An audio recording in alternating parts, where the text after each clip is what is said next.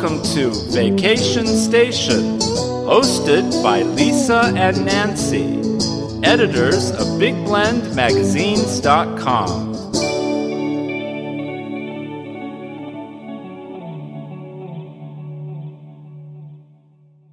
Travel and lifestyle writer Deborah Stone is back on Big Blend Radio's Vacation Station show today to tell us all about her beach, nature, history, shopping, and culinary adventures on St. Simon's Island, one of Georgia's Golden Isles.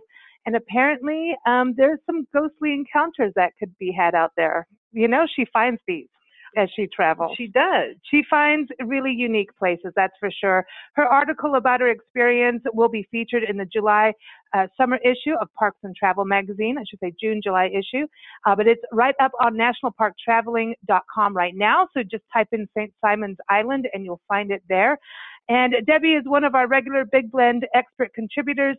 You can also see her page with links to her articles and interviews if you go to blendradioandtv.com. Welcome back, Debbie, Miss Fire Monkey. It's the Fire Monkey Report. That's what it is. No, that's right. The monthly Fire Monkey Report. Hello there, ladies. Hey, so you didn't see any monkeys hanging in those beautiful live oak trees in the Spanish moss, right? No. Just a lot of lacy moss hanging down there. Those beautiful trees. I never get tired of looking at them. They're stunning, really stunning. There is something about the South with that Spanish moss, and then of course the ocean. And I know we've talked about this before, Southern literature. You know, there's this there's just something mystical about the whole area. And I want to give everyone the website. If you go to goldenisles.com, like ISLES, goldenisles.com, you'll see where we're talking about. But it's really neat. You know, I was looking it up on the map and I'm going, I want to go there. You've got beautiful sunsets while you're eating dinner on the beach kind of deal. I'm like, this is pretty. A lot of nature. But how easy is it to get? Because when we talk about islands, it's like, okay, are we taking a canoe? How do we get there? Well, you know what? It really is easier than you think. For people who are flying in, you can fly into Jacksonville's airport. You can fly into Savannah, a little over an hour from Jacksonville, about an hour 20 from Savannah. You can even fly, if you're flying in, you can fly from Atlanta and go straight into Brunswick, which is only, about 16 miles from St. Simon's Island. But it's basically the southern coastal area of Georgia, and they are called the Barrier Islands, and they often call them the Golden Isles too. But they're St. Simon's, they're Sea Island, Jekyll Island, Little St. Simon's, and then it is anchored by like Brunswick, which is kind of like the port town. But St. Simon's is able for the public to go to. Sea Island is privately owned. It has a private resort. And then Little St. Simon's is also privately owned. I believe there is a very nice hotel or inn there as well. And then Jekyll Island is basically a state park, which is run by the state of Georgia.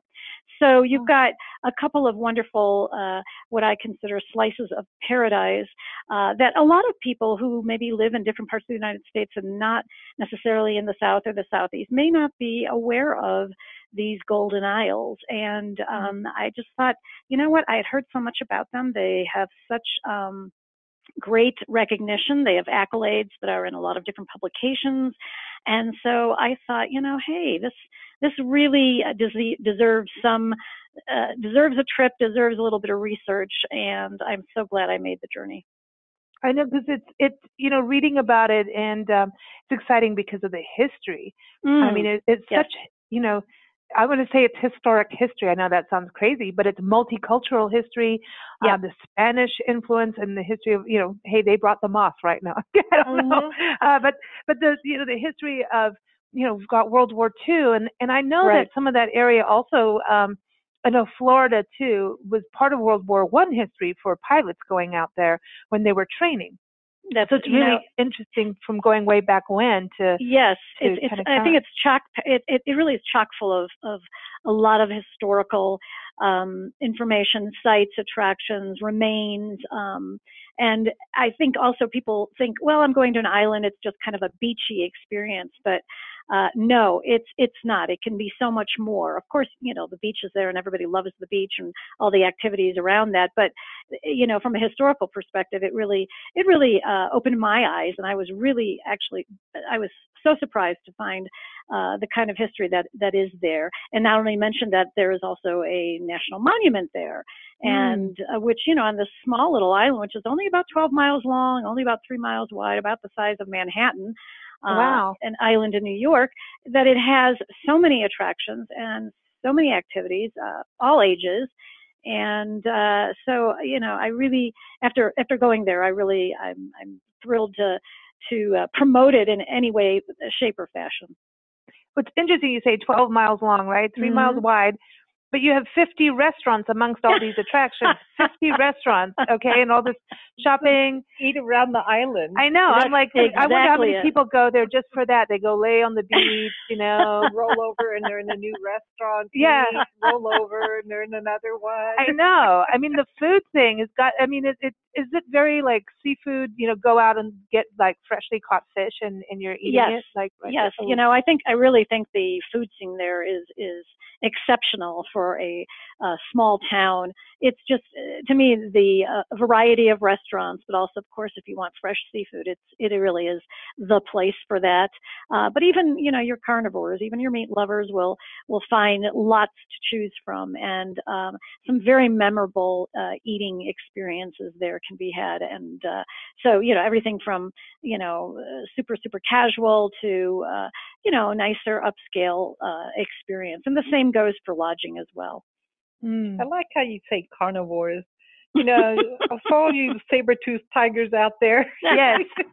Well, okay, so I was looking at this. I just want to go right into the food, and we'll talk about the attractions. But I know now we're in there. I'm like, seriously? Okay, peanut butter and jelly cheesecake. Okay, this is at the Georgia really Sea Grill. Okay, yes. This was one of the top two places that I really loved for memorable experiences was the Sea Grill and also Echo. But the Georgia Sea Grill, yes, the peanut butter and jelly cheesecake, and also just an amazing, fresh catches of the day that you can order different ways, and all sorts of the low country crab soup, the crusted calamari, everything there from start to finish is truly exceptional. It's just wonderful. But yes, I do encourage people to save room for that dessert. And I had that coconut chocolate chip pie, which was like, oh my gosh, I literally waddled out of that restaurant. So what's up with the wild Georgia shrimp? Apparently that's the big deal, and you were shrimping at the Iguanas seafood restaurant. So you got iguanas out there. Yes, iguanas. Cool. That's right. Iguanas seafood. Yeah. Well, I was told that was a place for this incredible shrimp, which is this very sweet shrimp that is really takes center stage in that part of the country, and you can get it any way you want it, whether it's blackened or fried or grilled, but wrapped in bacon. Just peel them and eat them, boil them, whatever. But any possible manner, shape, and form for those shrimp you'll find. And to me, I am a seafood lover, so that was a true treat for me. It sounds like Forrest Gump had a good time over there. Just saying, shrimp ice cream. Get on the shrimp boat. That's right. And I Get know on the you went on train. a shrimp boat. You did. You went on the shrimp boat. You went on all kinds of things. The interesting thing to me, I know. Okay, you had Southern Soul Barbecue. That is something, or barbecue there. That's a big deal, and that's in all of the South. I mean, everybody's got their signature barbecue, so you get to still have that. But also Palm Coast Cafe, I thought was interesting because it's Mediterranean food, and I remember that being like that in Florida. You'd get really good Mediterranean food in this, like on the coast. Yeah, it may surprise people. They're not thinking that they can find Greek or Mediterranean food, but on this island, like I said, you can find anything. But that restaurant was great. It has all the spanakopita and the tabbouleh and the hummus and all that wonderful Mediterranean treats, and that's it's nice. And then you can get wonderful Italian food and great pizzas, and really there's something for everyone. And even the picky eaters will be happy. If you just want burgers and fries, you'll find burgers and fries. But to me, it's fun to quote unquote dine around when you're at a place and just kind of like, say, I feel like eating this food, or I want to try this food, and really having that experience of a full foodie experience. Taste the region. Well, especially when there's so many restaurants in a small Yeah, that's place. what I was saying. You could probably write a whole article just on the 50 restaurants. You get up and your nose goes, no, I'm going this way now. Yeah, absolutely. That way. But I think it's always so cool to have like that real taste of the area, and of course you got the sea right there. And I know you stayed at the King and Prince award-winning property. I like that. Yes, name. I like that. Yes, it's very nice. And at the same time, they have this restaurant called Echo, and apparently, this is like a golf resort. So now you've got that, but at the same time, you're eating and looking at the sunset. You're outside. This is truly a really. It actually is the only ocean front restaurant. So I mean, you're just and they have this wonderful patio outdoors, and they've got those heat lamps if you get cold. But you're just sitting there and you're watching the sunset. It's one of those those pinch me moments that you have when you're traveling, and you're just like, oh, this is incredible. And not only that, you're eating incredible food while you're oohing and eyeing at the view. So it's but the hotel is also water oceanfront, and different types of accommodations, everything from just your rooms to your suites and your villas and your cottages, and they have every possible activity available there in terms of what's on board for people who stay there. And a lot of people have been coming there for years. It is a property that's on the National Register of Historic Places, dating back to the 1930s when it was a dance club, and then during World War II, actually, it was a naval training facility and coast watching place. So it does have this really interesting history there. And in fact, during the winter of 1942, actually, German U-boats were sighted off the Georgia coast. And so the hotel closed to the public for the rest of the World War II, but remained open to the U.S. Navy, who, used it as for a radar station was set up on the property. So it really has this interesting history, and it's a beautiful property, very Mediterranean in terms of its appearance and architecture, and just it is one of those places where families, couples, groups, weddings, everything can happen at the King and Prince. Yep. We want cocktails on the beach. Does it have ghosts? Oh no! The ghost thing. I gotta know about the ghost. Okay, before we get to the ghost, because I know we need to get into that story for sure. Nancy can't wait. Yeah. I just want to know about the St. Louis gooey butter cake and the bourbon pear tort. Oh gosh, yum! That St. Louis gooey butter cake was like so delicious. I mean, it was this big piece of this gooey, wonderful cake, and just once again, I was full for my dinner, but of course, I had to have dessert. So, there again, I waddled out of that dining room, and I think I had the groper with the purple rice risotto, which I thought was this purple rice. It's purple rice risotto. So it was this beautiful, aesthetically pleasing dish, but then it was delicious on top of that. So that's also a really a restaurant that I would highly recommend for a great experience. Okay, so we got sunsets, sunrises, beaches, cocktails, good food, beautiful lodging, and everyone, you can go and see the resort too if you go to kingandprince.com. How hard is it to remember that?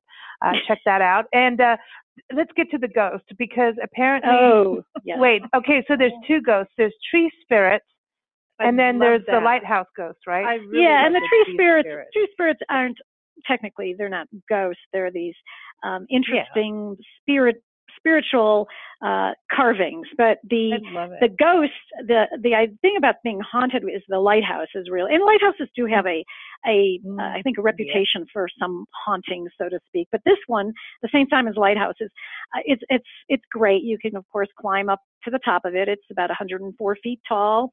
It still is an active navigation aid.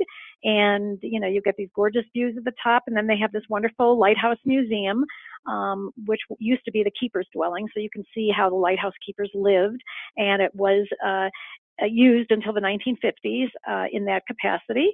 And then you can read and learn about this the ghost situation. And supposedly there was a keeper, I think Frederick Osborne. He was a keeper who was shot and killed by his assistant back in the late 1880s. And so later there was another keeper that came, Carl Svensson, along with his wife and daughter. And they came and they had this little dog named Jinx. And they think he had some sort of ghostly encounter because the animal was always spooked by these mysterious footsteps in the tower and kind of hid every time that he heard them. But the keeper and his wife also heard these strange noises, and they just kind of decided that they must belong to Frederick Osborne's spirit. I mean, when there's a murder or something tragic happens, that's also when sometimes things become haunted. Yeah, but now I think you can just buy a ticket. Like I have one. When I die, I've got my ticket to come back and mess with people, and I fully intend to do it. Yeah, don't look at me. Don't look at me. And don't look at me either. And listen, don't leave pennies. I want $100 bills. I have a list, and there's going to be fun messing, and there's going to be you deserve this. I know where she's sending people. Now don't get political now, Nancy. I know where she's going. I know where she's going. So this is so neat, and I think lighthouses are so iconic for a region, and it's interesting because they're an icon for the sea, for people in the ocean, and boats and ships and everything. But for us land people out there hanging out on the beach, there's this just, wow, they stand tall and proud. And I think it's so important, places that take care of them and protect them. Yes. And that's one of the cool things about this is just to me, I know there was a preservation act that went out to protect these places. And there's nothing like a lighthouse on a beach. It's part of it. And some of them they remind me of candy for some reason. Well, look at Cabrillo. Yes. Cabrillo is also in San Diego during the war military, as right?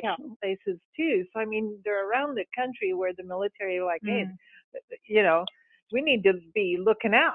I want to stay in one. I think it would be the coolest Airbnb. Yeah. To stay in a lighthouse. Yeah, it would be.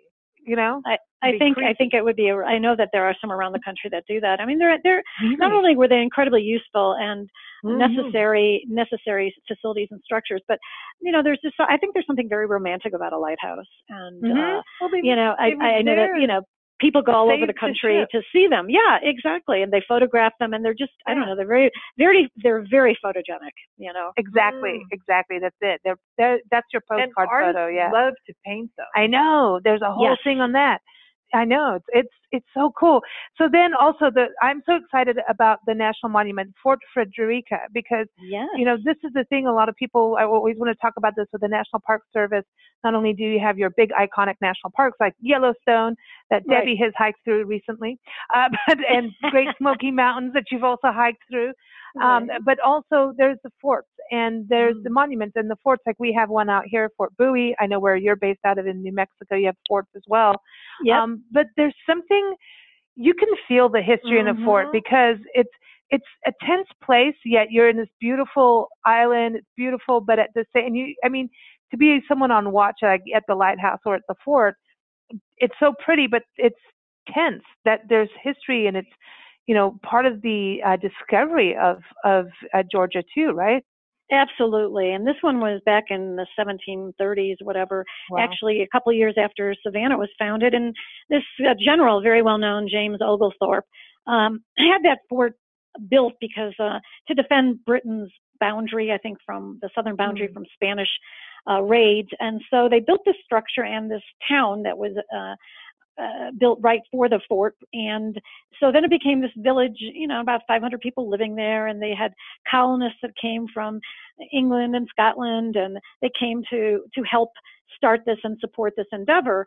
But there was a lot of history that happened there, and one of the biggest things was when Georgia's fate, the fate of Georgia as a land, a territory, was decided, when Spanish and British forces, they clashed on St. Simon's Island, and the troops at the fort defeated the Spanish in a battle nearby called the Battle of Bloody Marsh, and they were able to catch the Spaniards off guard, even though they were outnumbered. And so they ambushed them, they halted the attack on the fort, and basically, saved or ensured Georgia's future as a British colony. So there is a lot of history there.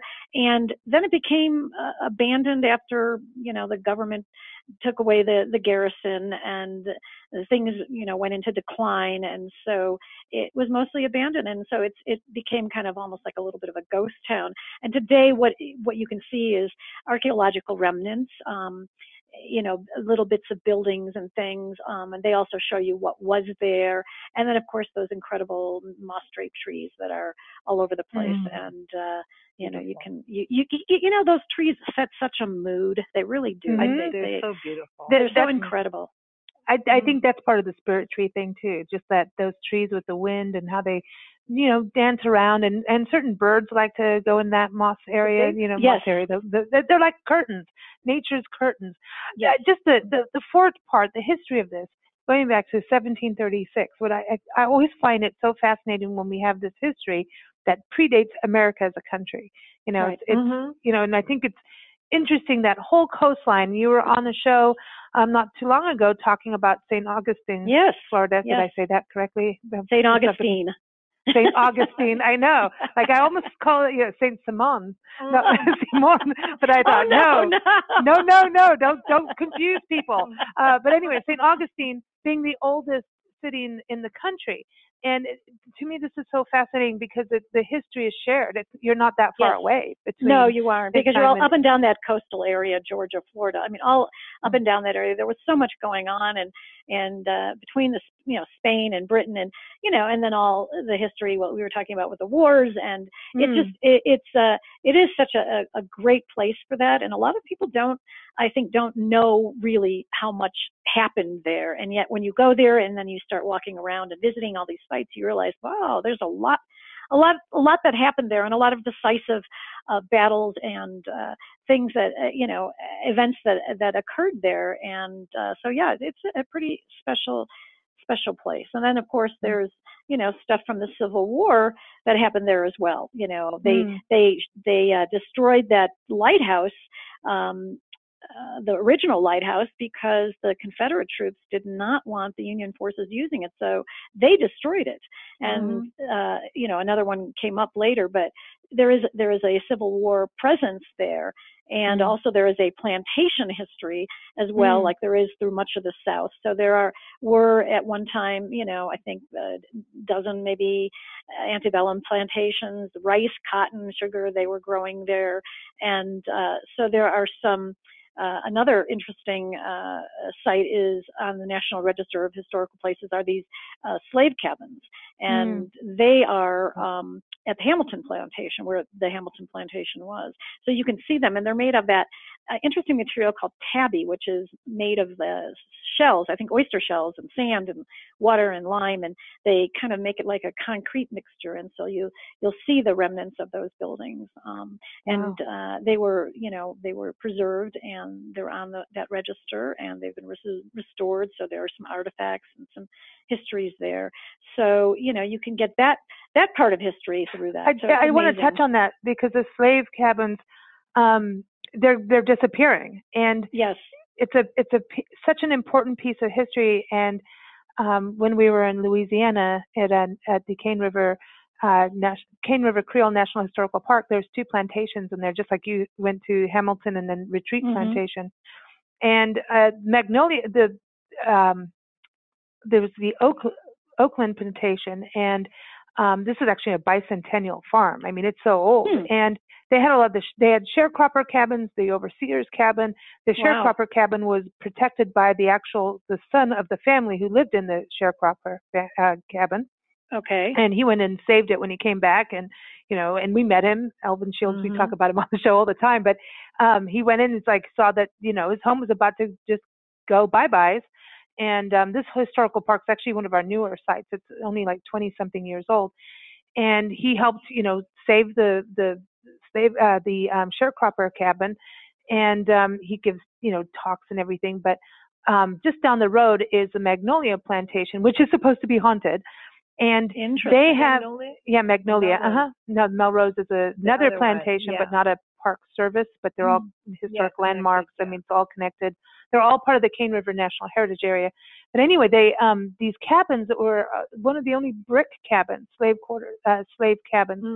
And it's so important to preserve them. We have interviewed a gentleman, Joseph McGill, who is a slave cabin dwellings, and they sleep overnight in these slave cabins, so people understand the history and what people went through. And so, and he, because if we lose them, then people don't understand the size of them, how the sleeping conditions, how many people lived in a cabin. So it's so important. So when you see, it's a piece of history. A lot of people, first thing they do, they want to go see the big Lottie-Dog plantation. But these other sides are so important to visit and see. Of course. So I think it's so special that you did get to see them, and that there are some still standing, even though there's two. You know what I mean? That's where we saw, you could see the fingerprints and thumbprints in the brick. That was Kent Plantation, Alexandria, Louisiana. Yeah, it's fascinating to me, but it's fascinating in that I don't want to lose that history, because if we forget it, it's not good, especially now. No. And there's, a lot that isn't around. The Retreat Plantation, there's not like there's buildings. It's now a pretty well-known golf club. But the one thing that remains there are these incredible double live oak, these double row of live oak trees, which are just stunning. And beautiful. I didn't really know too much about live oak trees, and I learned that there's only a couple places around the country, around the world that has these, and the U.S. has over 90% of the world's supply, and they really are just they're stunning, and they're back from the 1800s, And wow, so see, that's cool. So you're seeing something. That they're historical in the fact that they were planted there for this plantation, for an entrance to the plantation. So wow, that's fast. And at the same time, there was this photo. You have all these churches too, the historic churches, and you have a photo of Christ Church, and you see all that moss, and it just gives this extra layer of spirituality. It actually feels quite ghostly in some ways. The Spanish moss when you see that kind of moss on the oak trees, and you're in a graveyard area, now you're going to get the goosebumps. Well, there's something. I think it's I look at it as kind of Southern Gothic. You know what I mean? Yeah. That's exactly what I think of when I'm kind of in a place that's very quiet, and there's all these incredible hanging moss and a structure like a church or whatever. It really sets the scene for all those Southern writers too. There's lots of places for spirits to hang out. Yeah. Okay. So explain the tree spirits. You got to tell everybody the tree spirits. I love this idea. I loved the tree spirits. They are very cool. This man named Keith Jennings is a sculptor, and he began this project in 1982. And I think he has, he's chosen. I think there's 20 of them, but actually only 7 that the public can actually go to. The rest are on private land.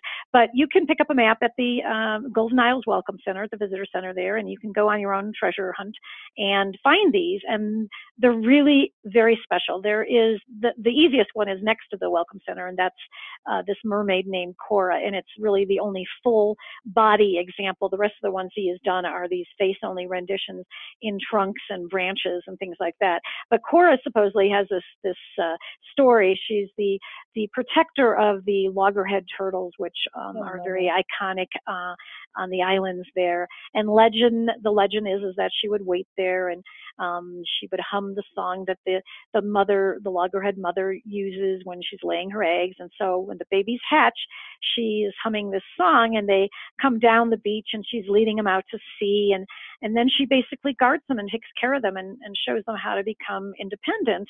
And then she leaves them when they have reached that stage, and she waits for the next set of newborns to come. And it's a beautiful story. And I always tell people too that, if you want to see the real loggerheads, go back in the summertime, and that's when the hatchlings are going to make their way from the shore nest to the oceans. Now, when they are hatching, you can't be around. There are signs, of course, whether they're laying the eggs and things like that. You have to be. It's a very protected species. But another way to see them is to go over to Jekyll Island and to go to the wonderful Georgia Sea Turtle Center, which is all about treatment and rehabilitation for the turtles, as well as for some of the other sea creatures, shore seabirds, any other reptiles that people might bring through the doors. And this place is really quite special. You can take a tour, you can meet the patients, so to speak, and you can watch the turtles get fed. You can view some treatment room activities.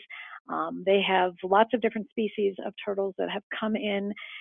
They stay sometimes for maybe just a couple days, but sometimes for several months, and they receive, the treatment they need. For example, there's a turtle we saw a turtle named Shawnee, which was a green turtle, and he had a lacerated flipper, and they don't know if it was because he got entangled in a fishing line or not. So they, had to treat that, and some of them are debilitated, some of them are abscessed, some of them are very lethargic. Some of them get hit by boats, and they have damage to their skulls or their jaws. And so you read and hear about the turtles, and you see the turtles, and then you watch them being fed. And then some of them have to, be fed, in different manners because they're not taking food the normal way. And then others, you're watching the treatment room and seeing some of the types of treatment that they're receiving. So it's fascinating, and you learn everything you want to learn about turtles. And I was shocked to find that only 1 in 4,000 have a chance that a hatchling will survive to become a mature adult. Isn't that wild? That's crazy.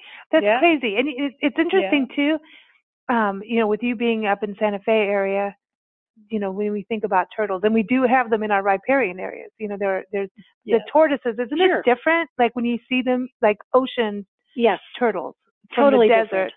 Yeah. It's just like this whole, they're so beautiful, and it's just, there's nothing like it. And how they, you just want them all to live. I still go back to the thing with the Galapagos Islands with the snakes coming after the iguana babies. Yeah. Oh my gosh, yes. Like, dude. Dude, it's crazy. It's crazy. So I would run, Forrest, run. I know. Talk about Forrest. Okay, so Forrest Gump. We're going to talk about the Lady Jane shrimping excursion because you went on I was like, that's a Forrest Gump boat that you went on. It is. It is, and yet this is a tour that is like so much more than anything about shrimp. You're on a shrimp boat, and they are going to show you how they, get the nets and how they set it up and let them trawl along the bottom of these estuaries. But what it is they have this wonderful naturalist on board, and so they get the haul up of the first net, and the naturalist then sorts through this catch and takes out various creatures to talk about and to pass around kind of for those who would like to look a little bit closer. And it's really what I considered it like a hands-on crash course in local marine biology. Also, I wanted to make sure that people understand that when the creatures are caught, they are also thrown back in the water. So, they are not, no creatures are harmed in the process. It is basically a very educational type of experience. And we saw so many fascinating creatures and learned about, them. I didn't know, anything about anything basically. And I was amazed. And the one thing that we were talking about earlier before was about, this incredible fish called the menhaden. And it's this vital biolink for the food chain. And they also eat the phytoplankton, and I think that's what controls the growth of the algae in the waters. Mm-hmm. But anyway, when the naturalist opened the menhaden's mouth and looked at the gills, he saw this tongue-eating isopod inside. And he explained to us that this is a parasite that intentionally removes the tongue of this fish and then proceeds to function as the new tongue for the creature. That's crazy. But then does the creature eventually die, or does it work? No, this it continues living, and this becomes its new tongue. No. Yeah, the tongue transplant. No, okay, so seriously, how does it work? So are they sharing food? I mean, this is like a filter. Like you have a filter tongue. It's I don't know. It's like the isopod is existing inside there. It's a parasite, living off of that. But the fish is, who lost a tongue now has a substitute tongue, and it was just wild. And then he took that isopod out and showed it to us, and we're like, oh my gosh. Oh my gosh. So this is symbiosis to the max. Yes. What if there's more than one? You speak with forked tongue. Okay. See, there you can have more than.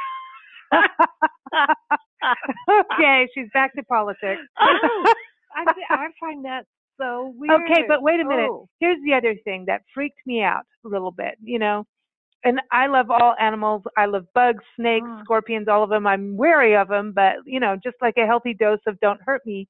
But, okay, so horseshoe crabs. Oh, I love those.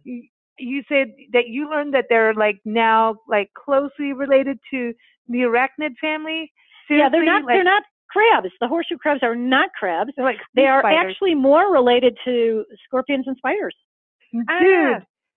See, I always thought that. When you look at lobster, I think it's a big scorpion, or actually looks like a vinegaroo in a way. Yeah. Now, you have vinegaroos up in Santa Fe, don't you? I have no idea what a vinegaroo is.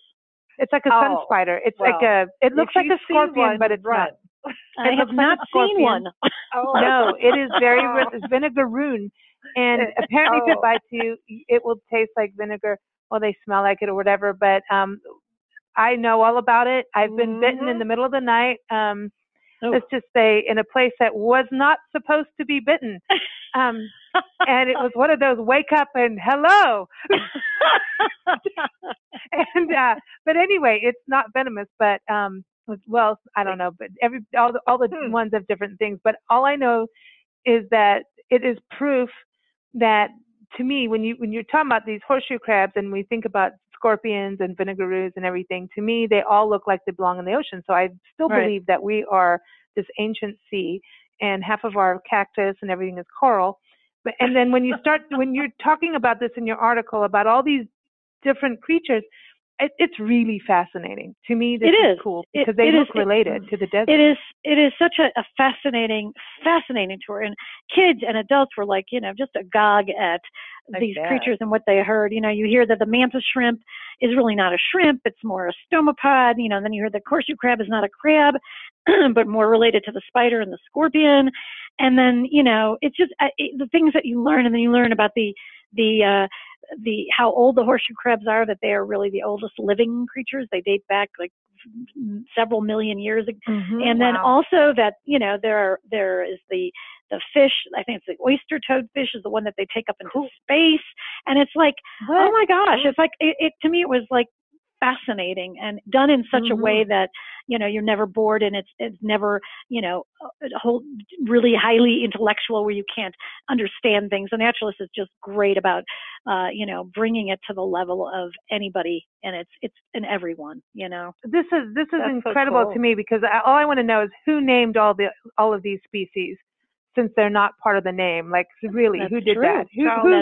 Who did horseshoe crab when there is no crab in there? Okay. Charles Darwin. Dude, it's just fascinating. And I think it's so cool that kids and everyone get to learn about it. I do want to comment on one of the photos, and I know a video will be coming on this too. There's a photo that you had. We need to put it up in the article because it's so cool. He's holding up a little manta. Yeah, your naturalist. Yes. And then all the birds start to swarm around. And I thought it would be like if Hitchcock was around. and Tippi Hedren. Looking for Tippi Hedren. And no, there'd be a scene from The Birds. You know? Oh my gosh, that movie is horrific. I had such horrific nightmares when I was a child from that movie. Oh my God. But no, exactly. Well, you know what? When he pulls, the birds know, and when he pulls up that net, the net, they see all those creatures, and they just like start to go insane. And so it's like I caught this picture of the birds are like just in massing, circling around him, and it's just, it's just crazy. But they know the routine. They know that when the net comes up, that there's food. I'm going to just put a shadow image of Tippi Hedren right on that photo. I know. I need to show Nancy this. Yeah, no, we'll get it out there. But Debbie, it sounds like you had a great time. You had nature. So one thing is kayaking, that kind of thing. Is that a thing we can go and do and see dolphins and stuff? Yes, there's eco tours and dolphin watching tours. There's kayaking. We rented bikes, and that's great. There are wonderful bike trails and bike paths, and you can, since the island is so small, you can just explore it by bike. But there's and then golfers love the golf, and it's just. And then the one other thing that I'd love to mention is that there's this wonderful trolley tour that I found to be a great way to orient visitors, and it's called the Colonial Island Trolley Tour. And Captain Rod is wonderful. He's very passionate about the island and about the history, and he'll cover a whopping 500 years of history on that 90-minute tour, and you'll feel like you understand a bit of the background of the island. And not only that, he will talk to you about different places and activities and recommend things. And so it's very worthwhile for people, especially as an introduction. I love that. I think that is always so key, is to have some kind of overview. And, as travel writers, we all get to have the inside scoop a lot of times with the Visit Bureau people taking us around and park rangers giving us an inside peek. But, as a traveler who's not doing that, sometimes how do you get that inside scoop? Yeah, these trolley tours and any kind of tour, walking like your eco tour that, when you get to understand what you're looking at, you'll know that this is not a crab. But I love that. And I think trolleys are so cool because and I think it's so important on islands because they can't have that much traffic. It's right. You got to keep it pristine, and, and I know, but you can still drive there, so it's a cool balance. The shopping, you had some photos of some really cool, it just, to me, it had that little bit, it almost felt like a world and one island of shopping. It just seems so colorful and vibrant, and yes, it's the little downtown, or the little main area, the pier area where the wharf is, and a number of restaurants and shops are. But there's a little area that has these tiny little, what I would call almost like mini shops, where they're like almost they're not stalls, they're actually constructed, but they're like tiny wee little houses, and they have different things, everything from interesting jewelry that is inspired by island design, and anything. Then there was a little tiny barber shop, and then there was a shop selling interesting boutique item clothes, and I think islands are fun, and little places are wonderful because you can find, I think, a real eclectic array of items. Me too. I think, number one, that whole coastline is just incredible. And I just find it amazing. You could be, one step here at the beach, and then here's a live oak tree. Right. These giant ancient oak trees with Spanish moss, and here's the beach, and pelicans and horseshoe crabs and mantas. And it's just super cool. I love this whole experience. Nancy and I both had to say, we both came out, like, reading your article, looking at photos. We were both like, we're jealous. Yeah. We're both jealous. I'm just saying, because it looks you too so can much go. fun. You too I can know, go. and we will, and we will, because Good. it's the site of a national park unit, and we have to go to all 417 of them. That's right. So it's on your list. It's on the list, and I was so excited. I was like, she went to one on the list again. I know, and then we're like, girl. Okay, we just move it up the list. I know. To the top. I know. It's super cool. Everyone, again, the website, go to goldenisles.com to, look at all the isles and islands, and Debbie's article is up on nationalparktraveling.com. Again, just type in St. Simon's Island, StSimonsIsland.com. no .com on there. Just type that in on nationalparktraveling.com. You'll find it. But also you can read all of Debbie's articles and interviews with us. If you go to blendradioandtv.com, you'll see it in the expert department. So before you go, we've got music. We've got to close with some nice music. Oh, of course. One more question is, would you say that this would be a romantic destination, St. Simon's Island? Oh, good. Hands down. Yeah. Okay, because the song I have to play is a romantic song.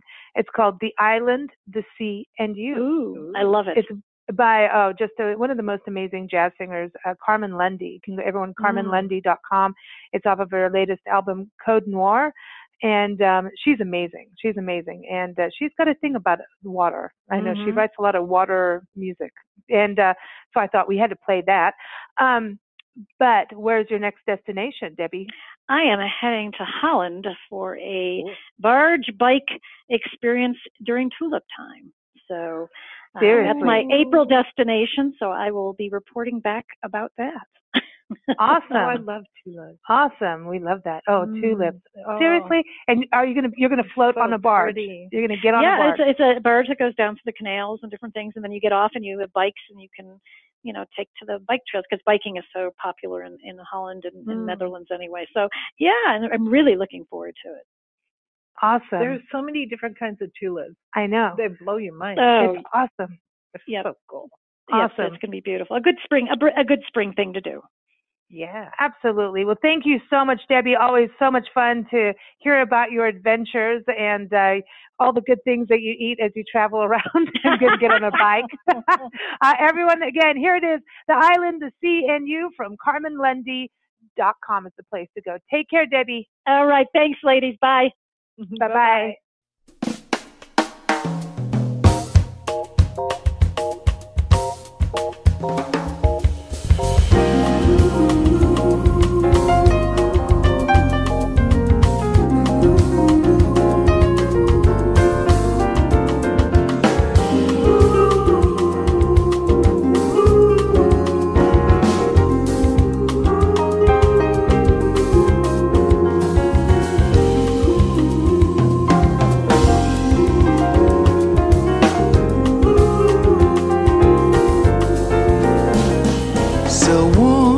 So cool, so calm, so smooth, so soft, so kind of blue, so clear, so bright, the starry night, the island, the sea, and you, footprints in the sand, woman in wonderland, the island, the sea, and you, my love.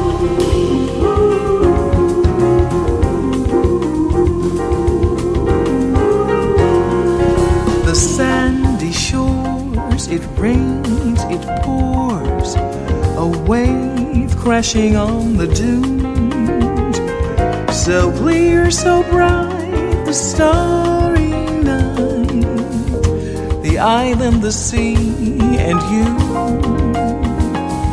a sensual flower in the midnight hour, the island, the sea, and you, footprints in the sand, woman in wonderland, the island, the sea, and you, my love.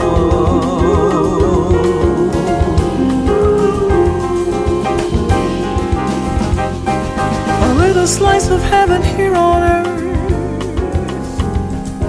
dancing with the dolphins while we surf. I never want to leave this paradise. Forever here with you would be so nice.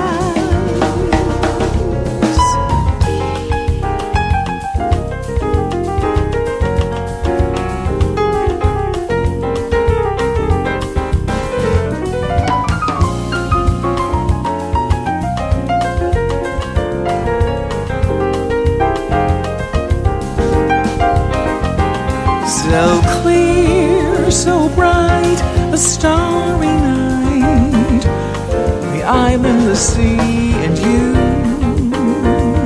footprints in the sand, a woman in wonderland, the island, the sea, and you.